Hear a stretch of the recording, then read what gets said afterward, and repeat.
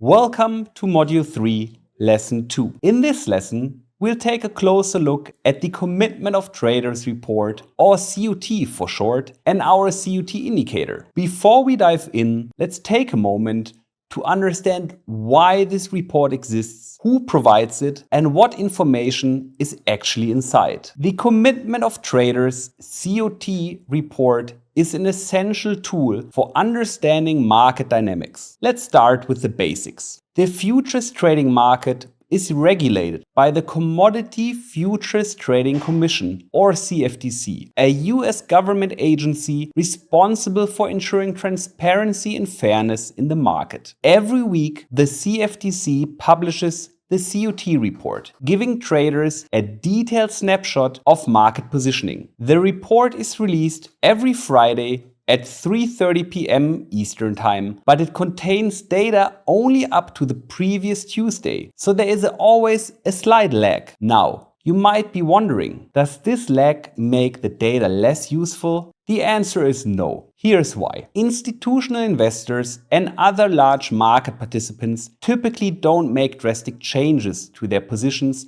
within a single week. These participants often take a long-term strategic approach, meaning their positioning shifts gradually over time. Because of this, the COT report still provides a reliable and actionable snapshot of market sentiment and positioning. It's not about capturing short-term fluctuations. It's about understanding the broader trends and behaviors driving the markets. By analyzing the COT report, we gain valuable insights into the market activity and the behavior of key market participants, helping us better understand the forces shaping the market. Now, let's dive deeper into the Commitment of Traders COT report and look at the three key groups of market participants it tracks. Each group has distinct goals and strategies for participating in the future market. First, commercial participants, users,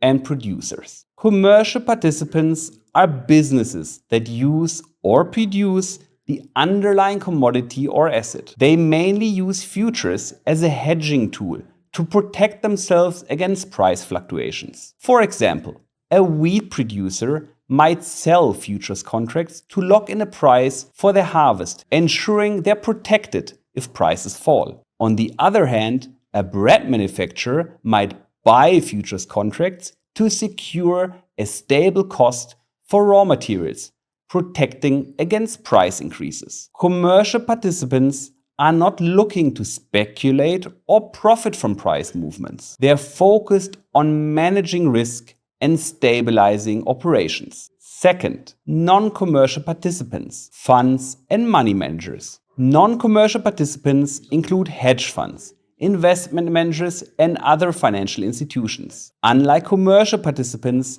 their primary goal is to speculate and profit from price movements. These participants analyze market trends, positioning themselves based on where they believe prices will go. For example, a hedge fund might buy futures contracts if they anticipate a bullish trend or sell contracts if they expect prices to drop. Non-commercial participants often have a significant influence on the market due to the size of their positions, and their activity is closely watched by traders seeking to follow the smart money. Third, retail participants, non-reportables. Retail participants are individual traders and small investors whose positions are to profit from price movements. They are focused on managing risk and stabilizing operations. Second, non-commercial participants. Commercial participants, users, and producers. Commercial participants are businesses that use or produce the underlying commodity or asset. They mainly use futures as a hedging tool to protect themselves against price fluctuations. For example, a wheat producer might sell futures contracts to lock in a price for their harvest, ensuring they're protected if prices fall. On the other hand, a bread manufacturer might buy futures contracts to secure a stable cost for raw materials, protecting against price increases. Commercial participants are not looking to speculate or profit from price movements. They are focused on managing risk and stabilizing operations. Second, non-commercial participants, funds and money managers. Non-commercial participants include hedge funds, investment managers and other financial institutions. Unlike commercial participants, their primary goal is to speculate and profit from price movements. These participants analyze market trends, positioning themselves based on where they believe prices will go. For example, a hedge fund might buy futures contracts if they anticipate a bullish trend or sell contracts if they expect prices to drop. Non-commercial participants often have a significant influence on the market due to the size of their positions, and their activity is closely watched by traders seeking to follow the smart money. Third, retail participants, non-reportables. Retail participants are individual traders and small investors whose positions are too small to be reported individually to the CFTC. This group often lacks the resources or expertise of commercial and non-commercial participants. Retail traders mainly participate in the market for speculation, aiming to profit from price fluctuations. However, unlike funds or institutions, retail participants are more prone to emotional decision-making and short-term trading, making their behavior less consistent and often more reactive. Summary. Each group participates in the market for different reasons. Commercials aim to hedge risk and stabilize their businesses. Non-commercials aim to profit from market movements through speculation. Retailers aim to speculate but often lack the strategic depth of institutional players. By understanding the motivations and behavior of each group, we gain valuable insights into the forces driving the market, helping us make more informed trading decisions. In the previous slide, we discussed the three main market participant groups: commercials, non-commercials, and non-reportables. Now, let's look at this snapshot from an actual CT report to see how this data is presented and what we can learn from it. What are we looking at? This example shows the crude oil section of the COT report dated November 5th, 2024. The main data points displayed include position size by group, showing how many long and short contracts are held by commercials, non-commercials, and non-reportables. Changes from the previous report highlight how positions have increased or decreased for each group. Total position size, providing context for how much influence each group has in the market. Key sections of the report. Non-commercials, orange. This group includes funds and money managers. In this report, they hold approximately 314,000 long contracts and 118,000 short contracts, with a notable weekly change adding about 29,000 longs while reducing 15,000 shorts. This shift suggests they may be leaning more bullish, but this is only part of the picture. Commercials, blue. These are the producers and users of the commodity, and they hold the largest position in the market, with about 707,000 long contracts and 918,000 short contracts. Their significant size reflects their role as hedgers who need to manage risks associated with production or consumption. This group reduced their long positions by around 33,000 contracts and slightly increased their shorts. While this might indicate adjustments for hedging purposes, interpreting their intent requires more context. Non-reportables, red. These represent retail traders who hold much smaller positions, approximately 66,000 long contracts and 51,000 short contracts. Retail traders typically lack the size and expertise to meaningfully influence the market, and their positions are often reactive and short-term. However, tracking their activity can still provide useful insights. Retailers often move in the wrong direction, so doing the opposite of what they are doing can help us align with smarter money flows. Position sizing and market impact. One key takeaway from the report is the difference in position sizes between these groups. Commercials dominate the market due to their large hedging requirements.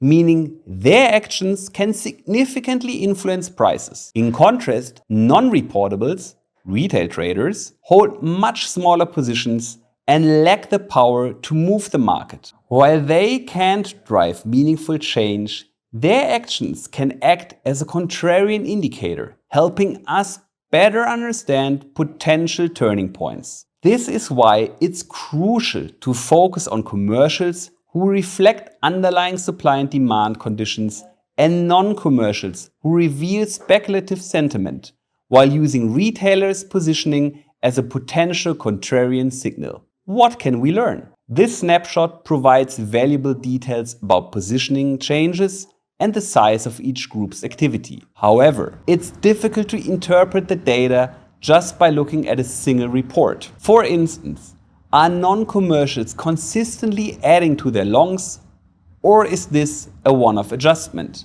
Are commercials' net short positions increasing over time, or is this their usual hedging pattern? To gain a more meaningful understanding of the market, we need to compare the COT report to previous readings to identify trends, shifts, and patterns, making it simpler. As we can see from this example, just looking at the raw report doesn't help much on its own and requires a lot of work to analyze and interpret. But not to worry, our COT indicator does the majority of the heavy lifting for us. It processes the data and displays it in a simpler, more accessible way so we can easily understand and act on it. In the next slide, we'll take a closer look at how the indicator works and how it simplifies the COT data for better decision making. Let's now take a closer look at the first group of market participants, commercial. Recap. Who are commercial? As we've already learned, commercials are users and producers of the underlying commodity. These include businesses like farmers, oil producers, manufacturers, and industrial users. They represent the supply and demand side of the market and mainly use futures for hedging purposes. Their main goal isn't speculation, but managing price risk to protect their operations. Why are commercials so important? They represent true supply and demand. Commercials are directly involved in the production or consumption of the commodity, so their positions reflect real-world forces of supply and demand. They're interested in the underlying asset. Unlike speculators, commercials have a vested interest in the physical commodity itself. For example, oil producers might sell futures to lock in prices for their production, while industrial users might buy futures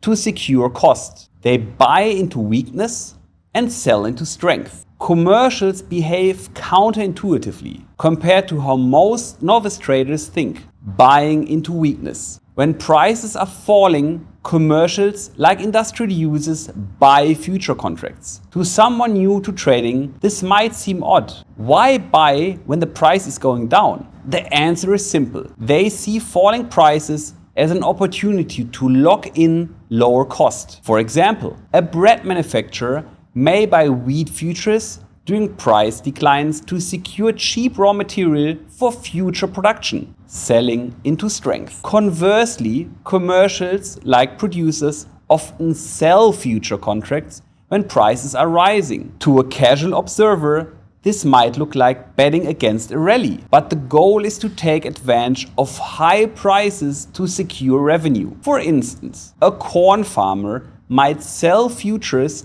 at high prices to lock in favorable income for their future harvest, ensuring profitability even if prices drop later. Example to clarify.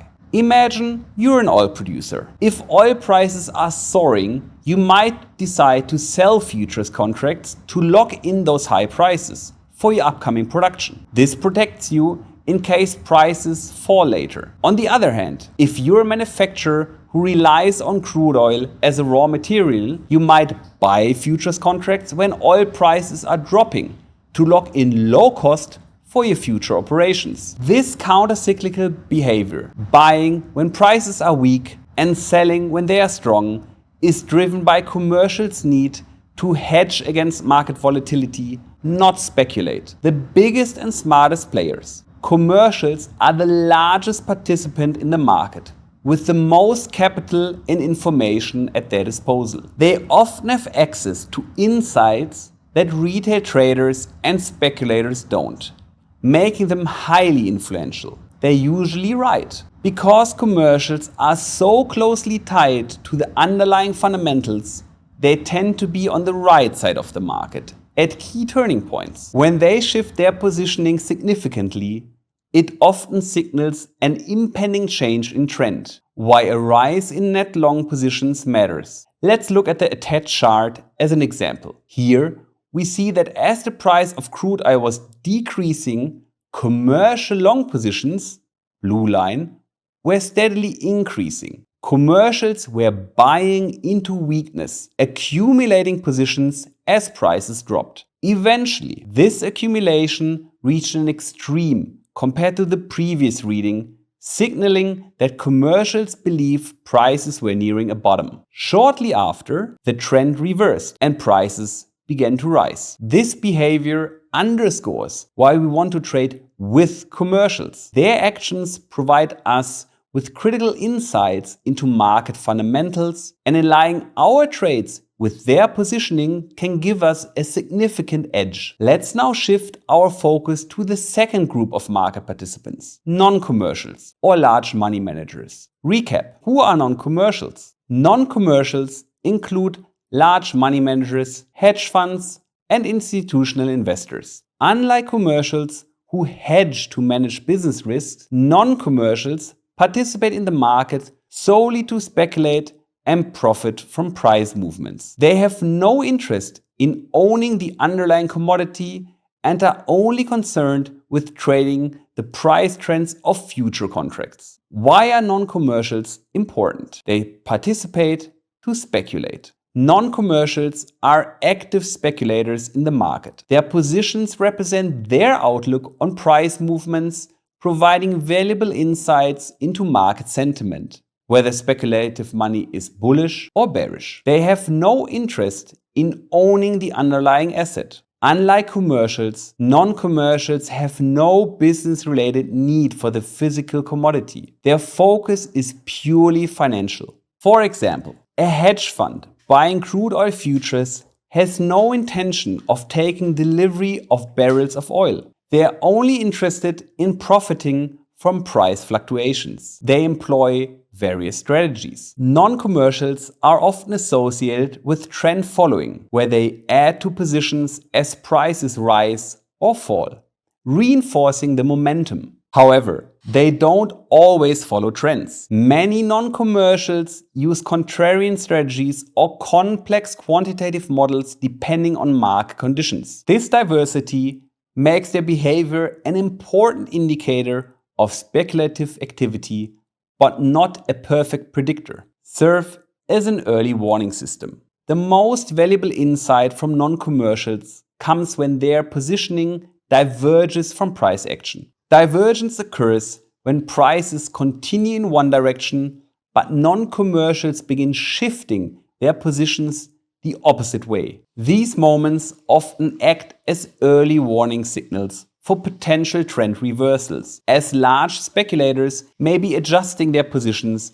based on deeper market analysis or anticipating shifts in fundamentals. Why look for divergence? Let's analyze the chart. Here, the price of the underlying asset is decreasing, forming lower lows, red arrows. However, if we look at the non-commercials, long positions, yellow line, they're not making lower lows. In fact, their long positions are slowly increasing during this period. This divergence between price action and non-commercials positioning serves as an early warning signal that the downtrend may be losing strength. Shortly afterward, we see the trend reverse, confirming the shift in market sentiment. Key takeaway: while non-commercials often participate in trend following, they don't always stick to one strategy. Watching for divergence between their positioning and price action can provide valuable clues about impending changes in the market. They act as an early warning system, helping us prepare for potential reversals before they happen. Aligning our trades with these signals ensures we're staying ahead of the curve and not caught on the wrong side of major market moves. Let's now focus on the third group of market participants, retailers or non-reportables. Recap: who are retailers? Retailers or non-reportables represent individual small traders and investors whose positions are too small to be reported individually to the Commodities Futures Trading Commission, CFTC. They are the smallest group in the market by both position size and influence. Why are retailers important? They trade smaller volumes. Retailers typically lack the resources to take on large positions in the market. In the CUT report, their positions are aggregated under the non-reportables category. They have the least capital and market intelligence. Retail traders generally don't have the same access to information,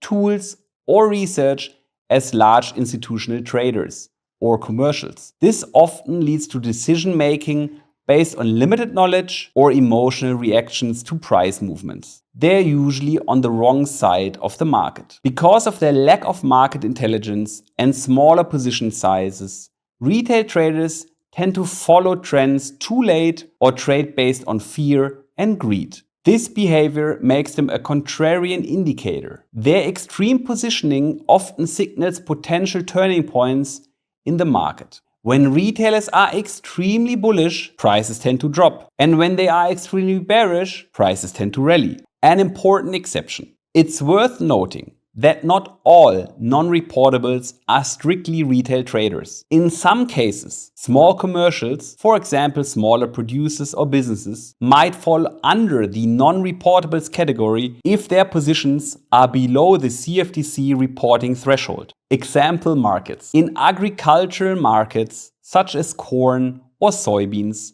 small family farms might fall under the non-reportables category even though their behavior aligns more with commercial. Likewise, in exotic markets like platinum, small-scale producers or refiners might also fall under this category, as their positions don't meet the threshold to be categorized as commercial. These exceptions can be important to identify, as small commercials in non-reportables category are still motivated by hedging rather than speculation, and their behavior won't align with typical retail traders. Why trade against retailers? Let's analyze the chart. In the first example, left side, retailers are extremely bearish, as shown by the low position level on the red line. While retailers are expecting price to continue dropping, the market does the opposite. Price rallies. In the second example, right side, retailers are extremely bullish, significantly increasing their positions. Once again, the market moves in the opposite direction and prices drop. This pattern occurs because retailers tend to enter trades too late, often following trends that are already nearing exhaustion. Their extreme positioning frequently signals the end of a trend rather than its continuation. Let's quickly summarize what we have just learned about the three key groups of the market participants in the Commitment of Traders report and how we can use their behavior to guide our trading decisions. Commercial behavior. These are the market makers, users and producers who represent the real supply and demand of the commodity. They mainly hedge to protect their business interests rather than speculate. Action. Because commercials are closely tied to the underlying fundamentals, we want to trade with them, aligning our positions with their movements, especially at extremes in their net positioning. Non-commercials. Behavior. These include fund managers and institutional investors who speculate on market trends. They often follow the price trend and increase positions accordingly. Action. Non-commercials serve as an early warning system, especially when we spot divergence between their positions and price action. Divergence can signal potential trend reversals, giving us valuable foresight. Retailers. Non-reportables. Behavior. These are novices, small traders who often trade small volumes and lack market intelligence. Retailers tend to be reactive, entering trades too late and getting caught on the wrong side of the market. Action: we want to trade against them, as extremely bullish or bearish positions from retailers often act as a contrarian signal for potential reversals. Looking ahead, while understanding the behavior and positioning of each group is essential, analyzing the raw COT report can be overwhelming and time-consuming. That's where our COT indicators come in. They simplify the data, visually highlight the positioning of market participants, and make it much easier to spot actionable signals. In the next slide, we'll introduce these indicators and demonstrate how they help us analyze the market more effectively. Now that we understand the different market participants and how the positioning influences price action, let's take it a step further and introduce the COT indicator, a powerful tool that simplifies the analysis of the raw commitment of traders' data. The COT indicator displays the positioning of different reporting groups: commercials, non-commercials, and retailers in relation to one another, allowing us to see how they compare at glance. Puts their positioning into context by showing how it changes relative to the previous weeks, helping us identifying trends and shifts over time. Converts the data into an oscillator, making it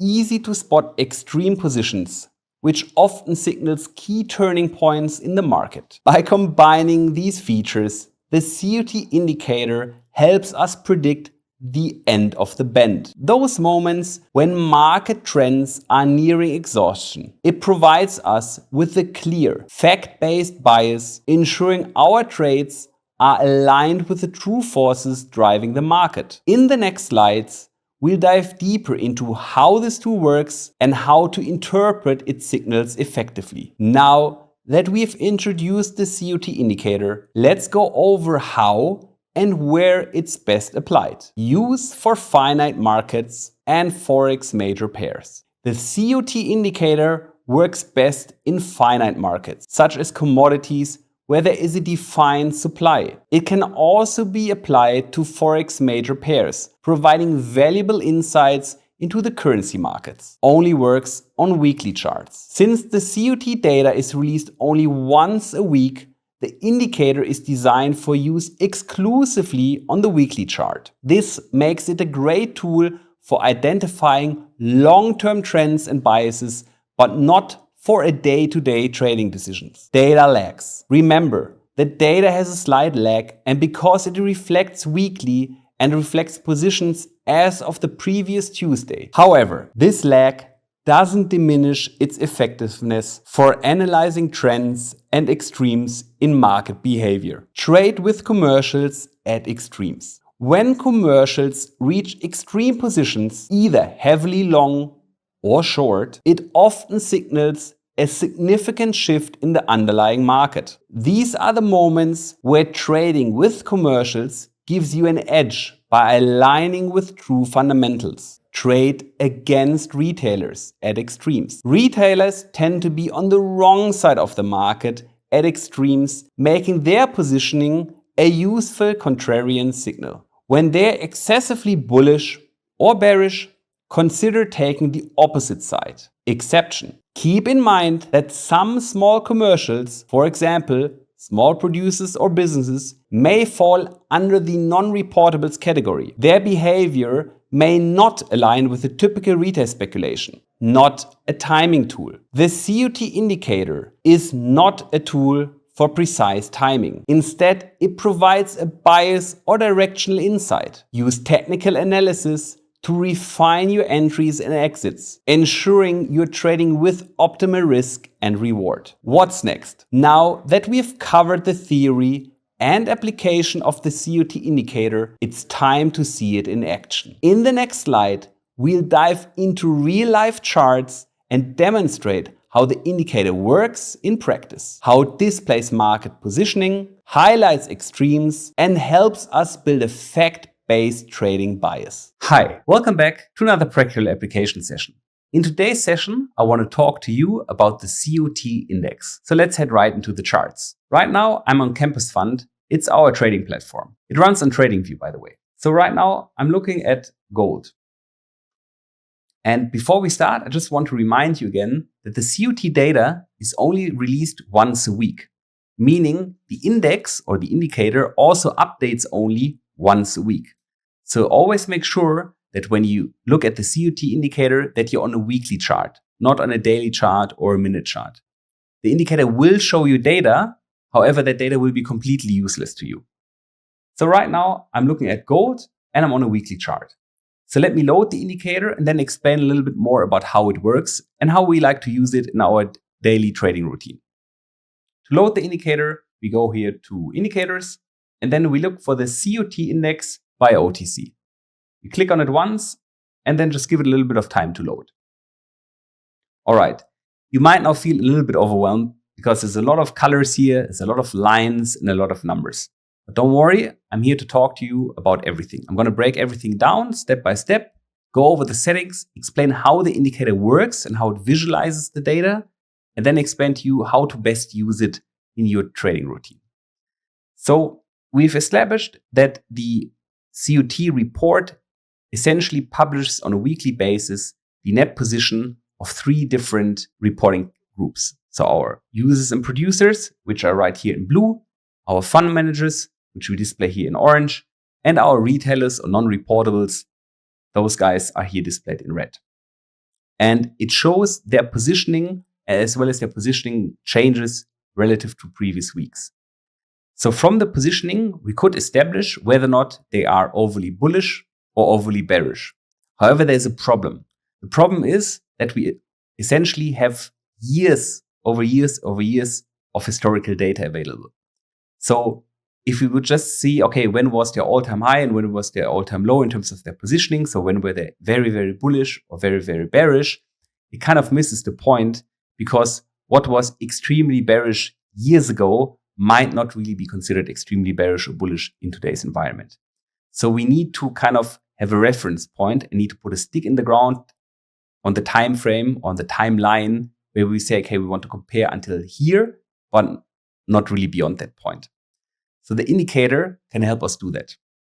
And that we can do in the settings. So let's double click on the indicator to open up the settings.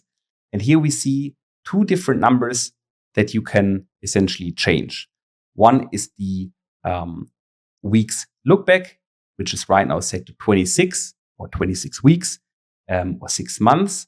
And the other one is the week look backs for historical highs and lows, which at the moment is set to 156 weeks. In other words, for 3 years.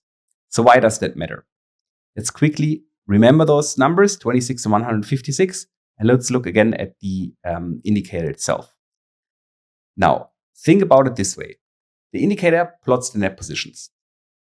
It then determines, because we set 26 week, it then plots a line at the highest point and the lowest point of the positioning in the past 26 weeks. And that would be our 100% and our 0% essentially.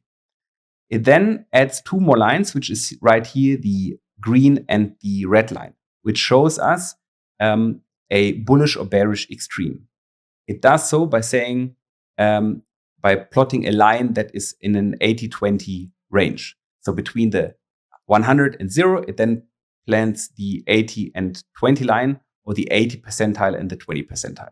So data points that fall at or below the red line, so below the 20%, are considered very bearish positions within the past 26 weeks. If the data plots at the green line or above, it means that they're very bullish relative to the past 26 weeks. Obviously, if you would change this number in the settings, you would extend or shorten the look back period, and therefore you would have then new highs and lows, and therefore the indicator would also adjust. Now, we have then also here the 100 line in gray and the 0 line here at the bottom. This is, like I said earlier, the highest point and the lowest point in the past 26 weeks in terms of their positioning. So if one of the reporting groups is at or above or at or below the 0 line or at or above the 100 line, it means that they are at the highest point in the past 26 weeks or above that in terms of the net positioning. Now, we have one more line, which is the dotted line up here, which is at 120, and the dotted line below here, which is at -20. And this refers to the 156 for the 3-year look-back period. So this is essentially the same thing, just zoomed out a lot to give more historical context. So if we have a reading that is at the line up here or at the line down here, it simply means that our reporting group, whoever touches that line, is in a 3-year bullish or bearish extreme. It doesn't tell us if it's an all-time high or if it's higher than it was 3 years ago. It just says that within the past 3 years, they have been at or below this line, but never higher. And so these are our extreme points.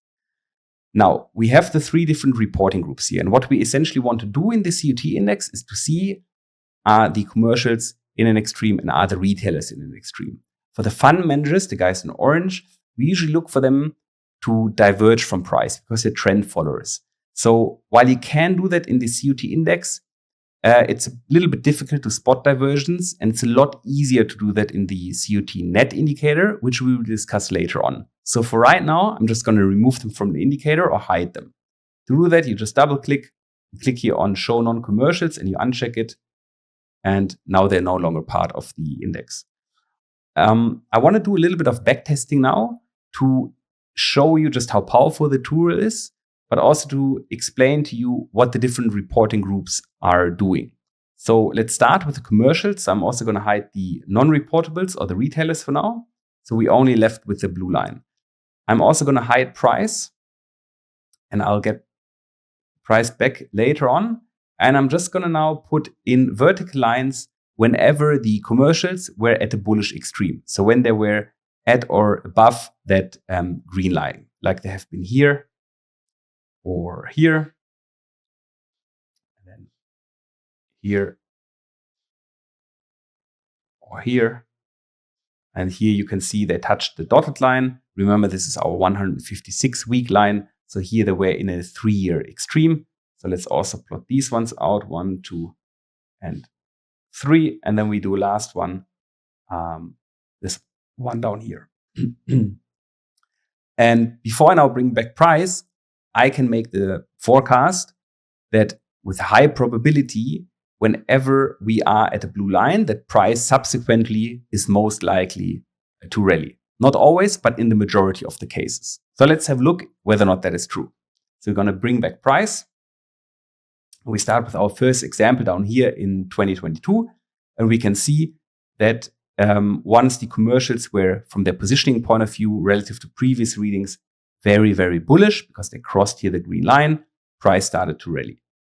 Now, in the next case here, where they were in the 3-year extreme, price actually started to decline before it then started to rally. So here is one example where the indicator was too early. And there's a teaching point in here, or actually several teaching points. First one being the CUT indicator is not a timing tool. So we don't enter a position just because the indicator shows us an extreme value. It is a tool designed to give us a bias and to tell us whether or not a market with high probability is ripe for a change. It cannot tell us really when that will happen. We need supply and demand for that. So we never use the indicator in isolation. We always combine it with all the other tools that we have available. It also, the second teaching point would be, it shows us that while commercials can be in extreme, they can be even more extreme in their positioning, and they can also stay in an extreme positioning for a prolonged period of time. So what has happened here is while price was falling, commercials were accumulating, they were buying more and more inventory. And they continued to do so, and that's why they kept on being in that 3-year extreme until price eventually started to rally. We can also, and this would be the third and final teaching point for this particular example, see that the higher the historical extreme, also the stronger move that we can expect. Because we were here in this multi-year extreme, we then got this a very strong move out of it compared to what we had previously seen.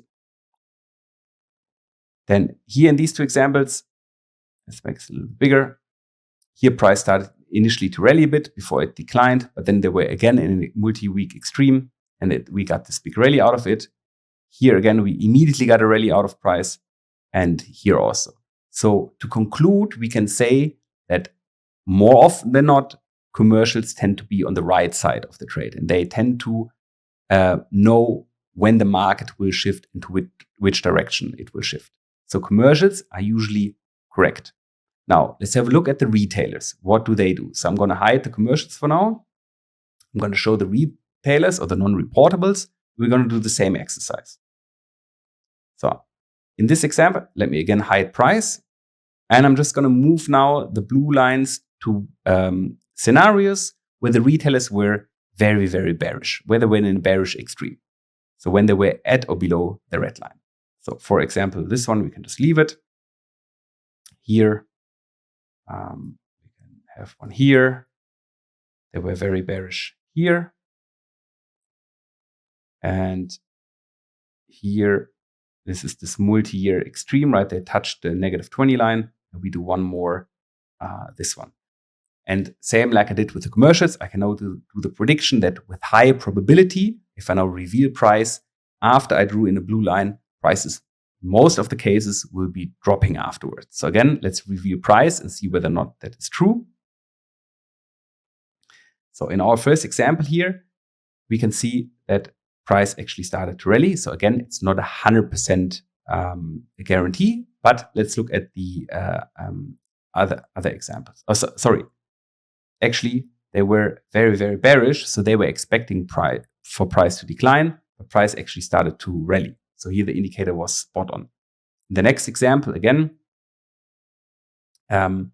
price was declining. The retailers were in a multi-year extreme in terms of their bearish positioning, and price started to subsequently rally. The same thing happened here and here. This is actually the only example where they were correct, right? So price actually did drop then before it ultimately continued to rally. And they were again over here in a bearish extreme. And here they were in a bearish extreme, price started to rally. Here they were in a bearish extreme and price started to rally. So same like we did with the commercials, we can say that in most of the cases, the retailers tend to be wrong. So if we now look also at the commercials in the index, and it sometimes takes a little bit of time for them to load. So just give it a second and be patient. But we can see, and we will see, that most of the times when the retailers were in a bearish extreme, commercials were on the opposite side of the trade and they were actually in a bullish extreme. So for example, right here, here, here, and here, or here. And that shows you that we want to trade with the commercials because we have established that most of the times they are correct. And we want to trade against retailers because they are usually incorrect or wrong. So they're almost like a counter indicator. So how do we use then the indicator in our trading routine? Since it's only updated once a week, and the data comes out on a Friday afternoon in the US, so meaning Friday evening in Dubai, I like to look at the charts on a Saturday morning because then I can rest assured that the data has been updated and the newest data is loaded into the indicator. I then go through the markets and I want to find markets where the commercials and the retailers, the blue and the red line, are on opposite ends of the spectrum. So, for example, the retailers being very, very bullish and the commercials are very, very bearish. That would give me a very data-driven bias to one side.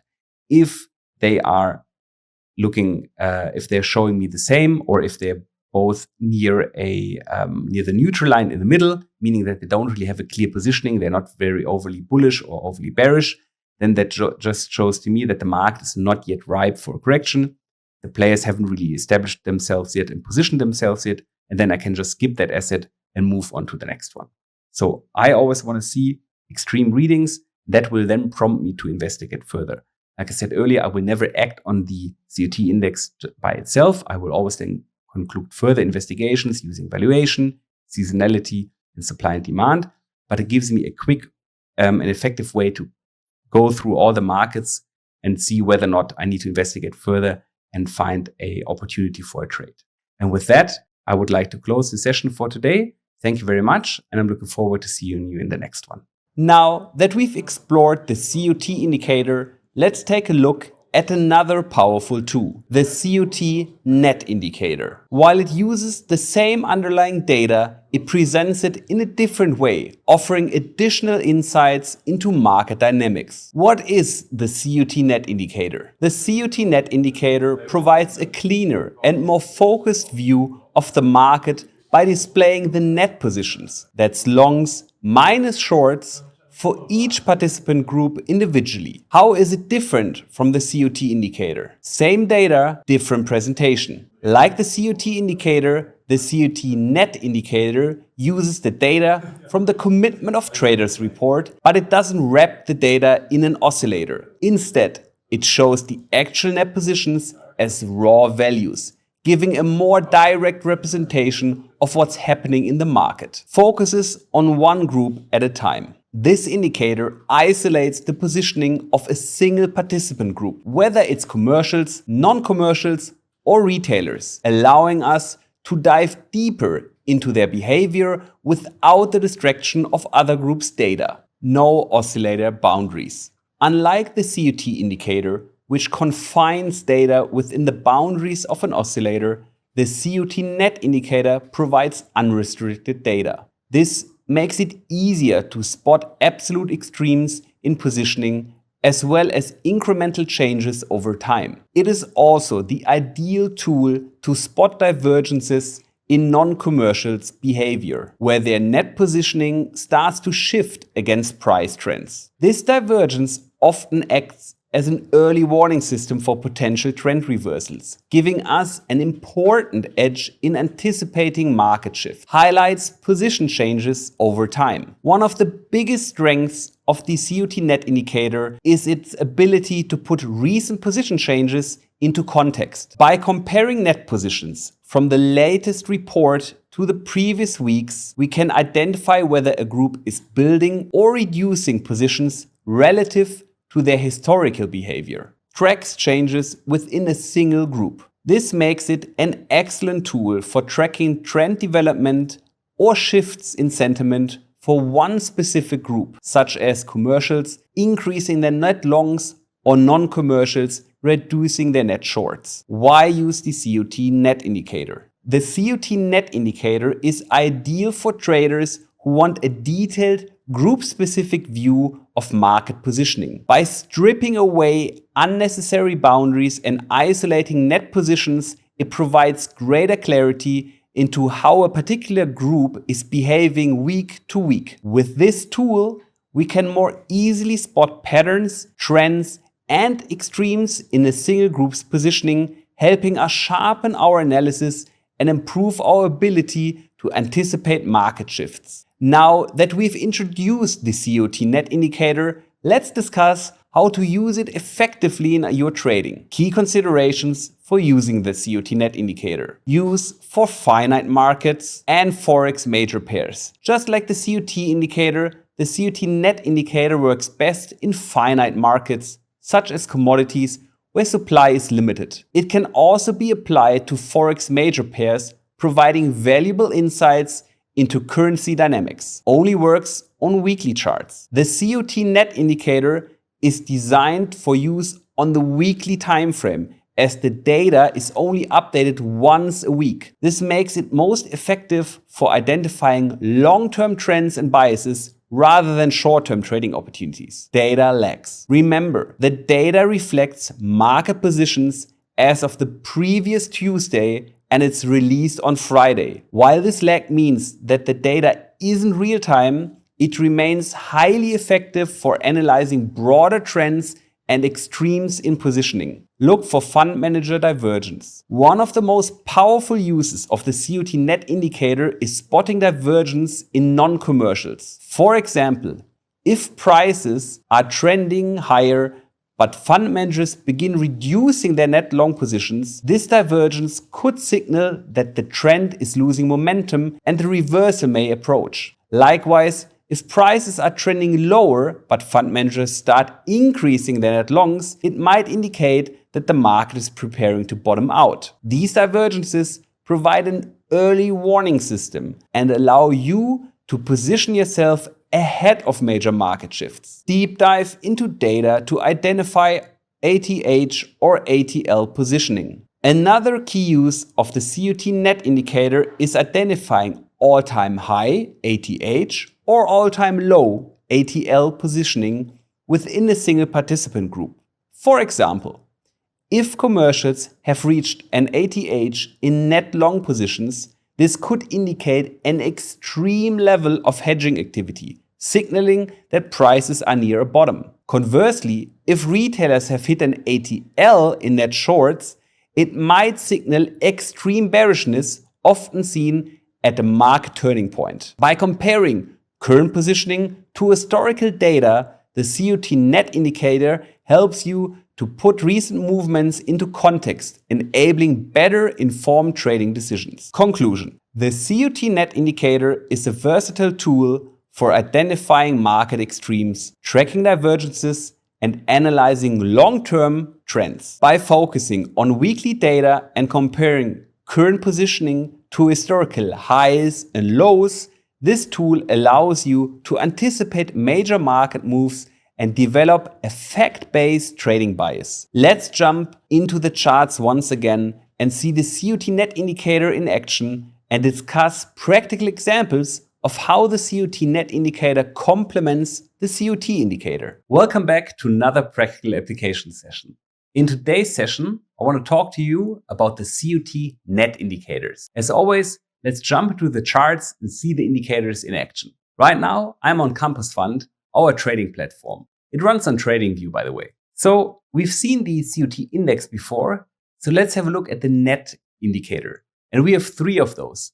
One for the commercials, one for the fund managers, and one for the retailers. And I want to start by loading the one for the commercials and for the fund managers into the chart. So as always, I go to indicators and I look for the CUT commercials net positions and I load that one. And I want to have the CUT non-commercials net positions. And I'm also going to load this one. So like before, we have the commercials in blue and the fund managers in orange. And as always, I'm on a weekly chart because remember, the CUT index and also the CUT net positions, they need a weekly chart to properly function.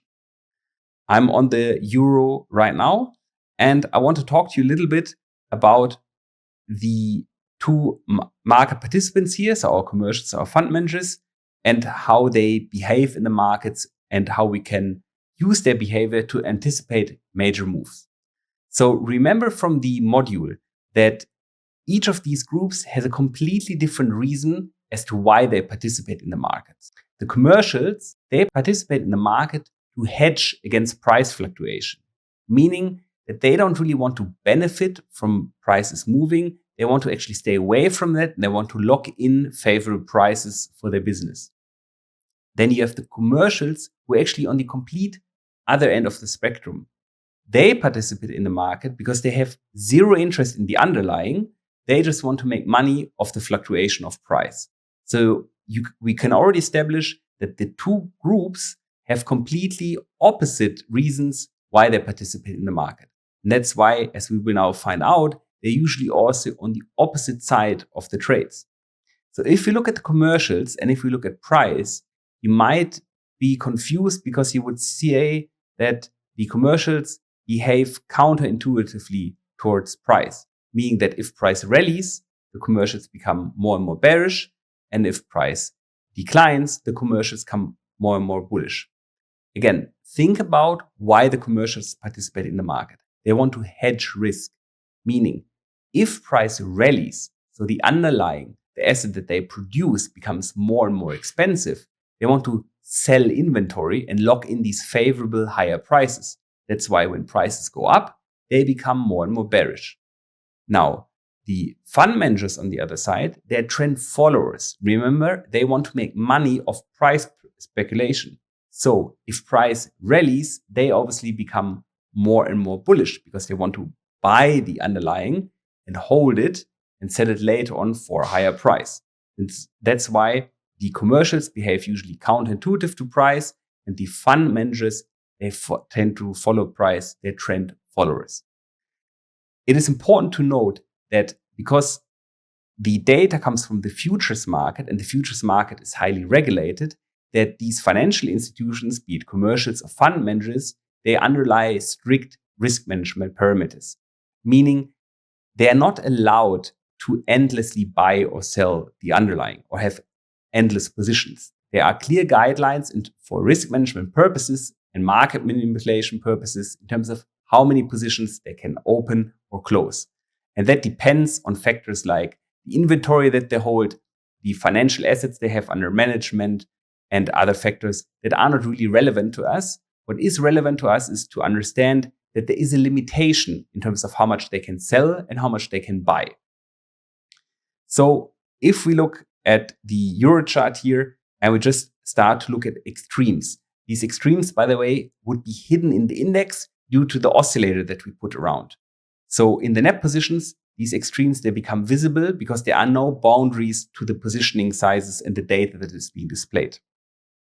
So back here, for example, in 2010, we can see that the commercials, from their positioning point of view, were at an all-time bullish positioning. So meaning that never in the history of the euro have they been that bullish.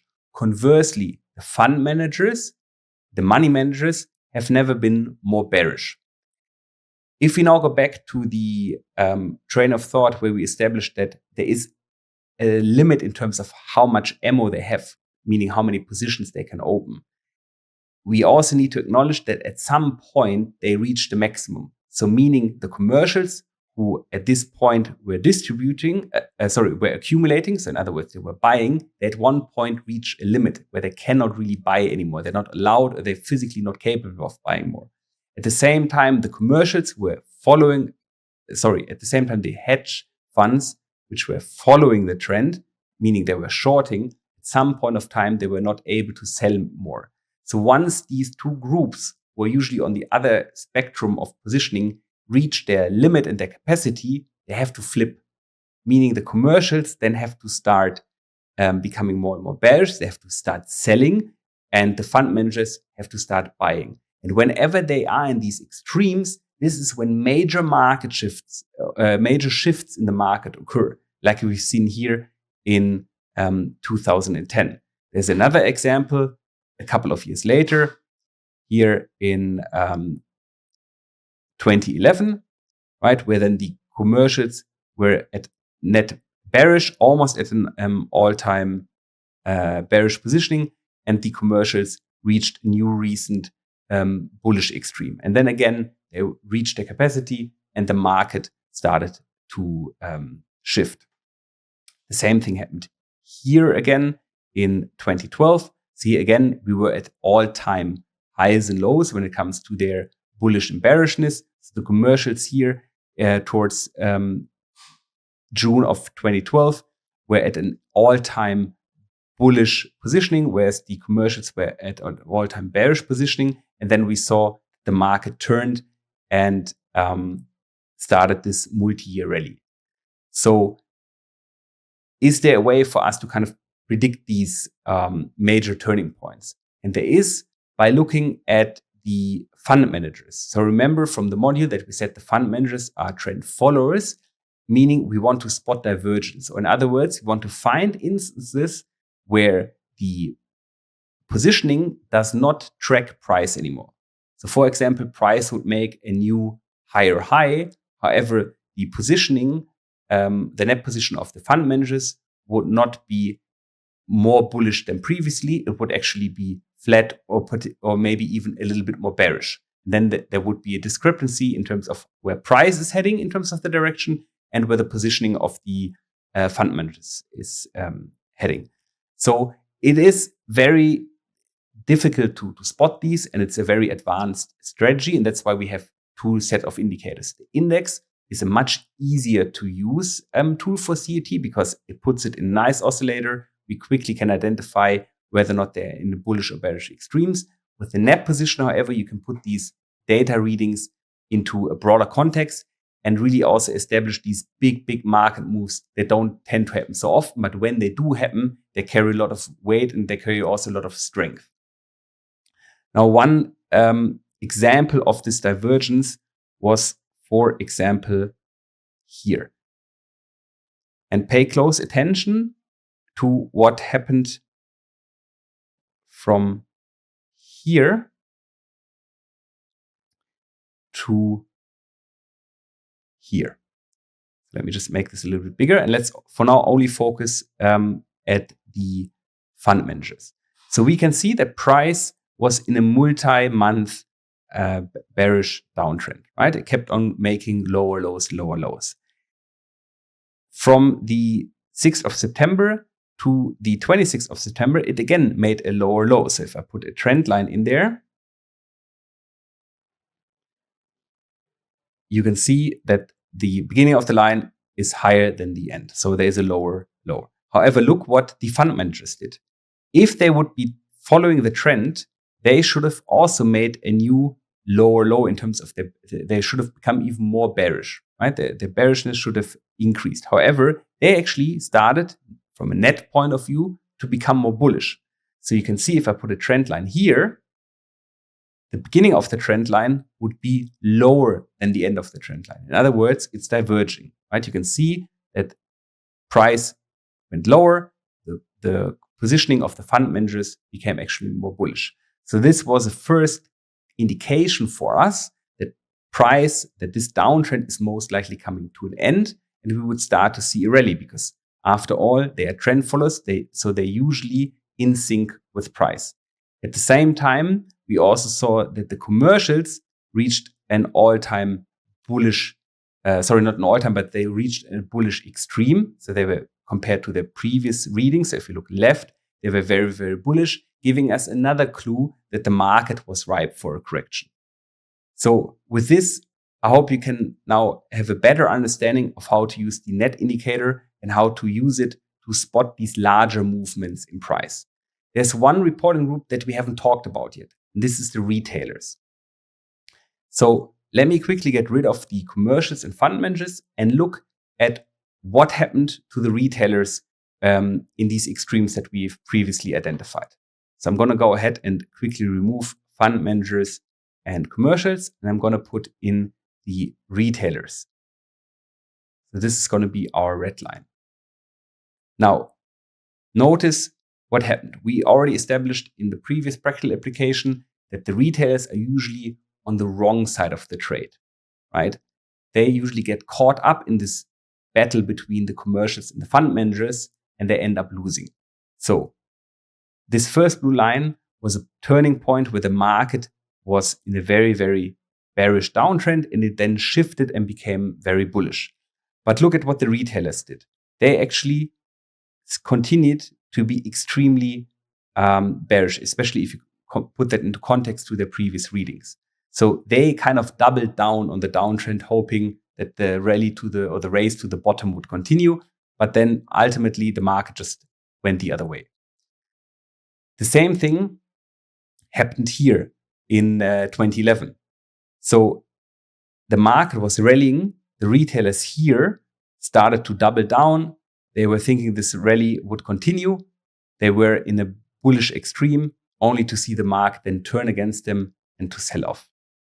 And if we go forward in time to our divergence example, this was another telltale sign. So we had commercials in a bullish extreme. We had fund manager divergence. But what did the retailers do? The retailers also created a new lower low, and they became net even more bearish than before. So this again showed us they were in an extreme, that they were in a multi-week, multi-month bearish positioning. So this gave us another clue that the market is ripe for correction, because they usually are on the wrong side of the trade. So with this, I want to conclude this practical application, and I hope that you now have a clear understanding of how to use the COT index, but also of how to use the COT net positions.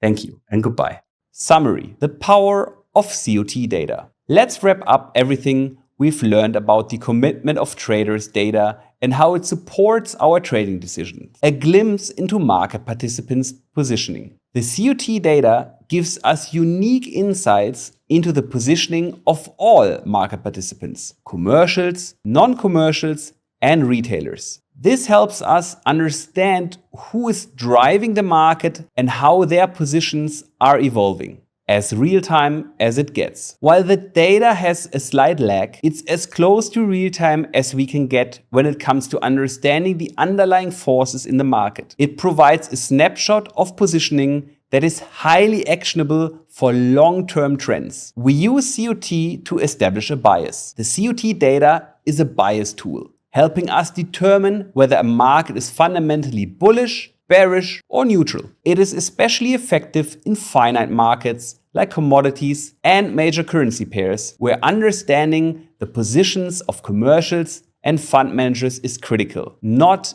a timing tool. While the COT data shows when a market is fundamentally ripe for a change, it doesn't tell us when or where the change will occur. This is why we combine COT data with seasonality and technical analysis to refine our entries and exits, ensuring we trade at optimal points, predicting major turning points. One of the most powerful aspects of COT data is its ability to help us predict major turning points before they happen. By spotting extremes in positioning and divergences, we can anticipate shifts in market trends with confidence. Works on weekly charts. Finally, remember that the COT data is best suited for use on the weekly chart, aligning with its weekly reschedule and its focus on long-term market trends. One last thing before we wrap up this lesson. Every week, we host live practical application classes focused on our proprietary indicators. These sessions are a great way to watch our mentors apply the concepts from this module directly on the charts. It is also the perfect opportunity to ask questions and get real-time feedback. Head over to the calendar section on the website to check the schedule and join the next session. I look forward to seeing you there and in the next lesson.